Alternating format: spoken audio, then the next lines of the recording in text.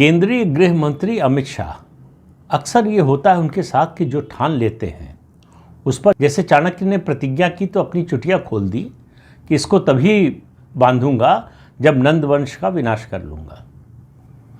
तो थोड़ा सा अगर उसको वर्तमान संदर्भ में ले आए तो ऐसा लगता है कि दो राज्यों के बारे में ये प्रतिज्ञा अमित शाह ने कर ली है, एक पश्चिम बंगाल और दूसरा तमिलनाडु।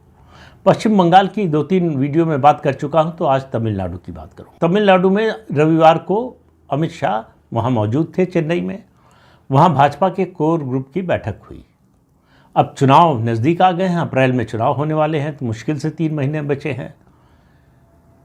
तो उन्होंने कोर ग्रुप की बैठक में ये कहा कि चुनाव लड़ने के लिए नहीं लड़ना है, चुनाव जीतने के लिए लड़ना है।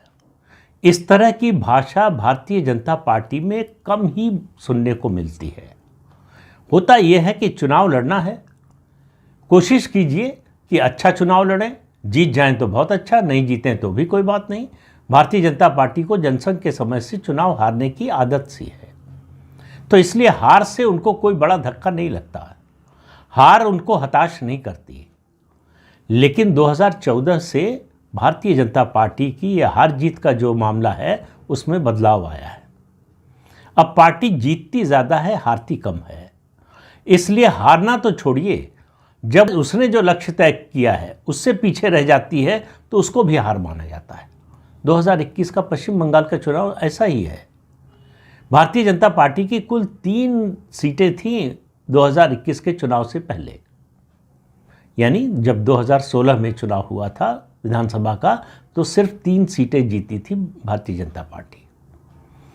3 से 2021 में सीधे 77 सीट्स पर पहुंच गई। लेकिन भाजपा ने खुद भी और उसके विरोधियों ने भी इसे भाजपा की हार माना।